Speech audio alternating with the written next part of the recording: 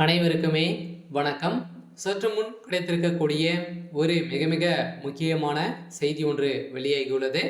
சற்று முன் உதயநிதி சிறையில் அடைப்பு, அதிர்ச்சியில் திமுக, இது மாதிரி பார்த்தீங்கன்னா செய்திகள் வெளியாகிருக்கு.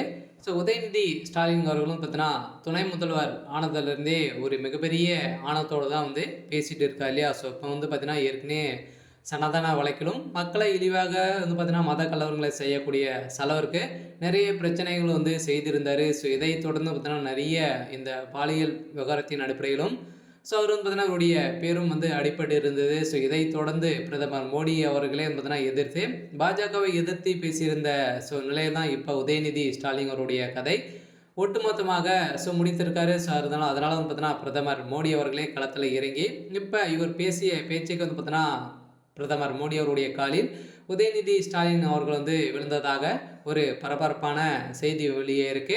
ஸோ இதை பற்றி இந்த வீடியோவில் பார்க்கலாம். ஸோ அதுக்கு முன்னாடி நம்ம சேனலுக்கு இப்போ தான் நீங்கள் முதல் முறையாக வந்திருக்கீங்க அப்படின்னா மறக்காமல் ஸோ நம்மளுடைய சேனலை சப்ஸ்கிரைப் பண்ணி சப்போர்ட் பண்ணுங்கள்.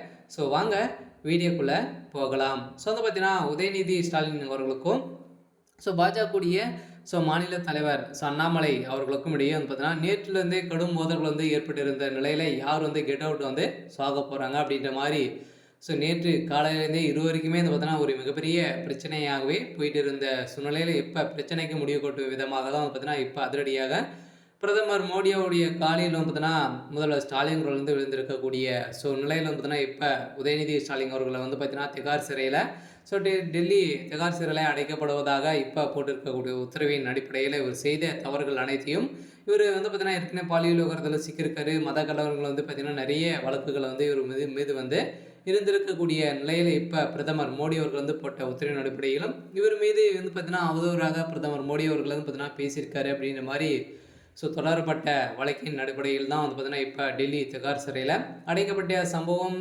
உதயநிதி ஸ்டாலின் அவர்களுக்கு இப்போ பார்த்தீங்கன்னா பதிலடி கொடுக்க விதமாக தான் ஸோ அண்ணாமலை சொன்னதை செய்தி காட்டியிருக்காரு. ஸோ அதனால் திமுகவுடைய தலைமையகத்துக்கு மீண்டும் தான் பார்த்தீங்கன்னா மிகப்பெரிய இடியாக தான் விழுந்திருக்கக்கூடிய நிலையில் வருகின்ற சட்டமன்ற தேர்தலுக்குள்ளே திமுகவுடைய கதி அம்போகதி தான் அப்படின்ற மாதிரி அண்ணாமலை அவர்கள் பார்த்தீங்கன்னா இப்போ பேசியிருக்கக்கூடிய நிலையிலும் பிரதமர் மோடி அவர்களை தவறாக பேசிய திமுகவினர் பார்த்தீங்கன்னா அனைவருமே விரட்டி வெட்டி புரட்டி பிடிக்கக்கூடிய நிலைக்கு உருவாகியிருக்கு.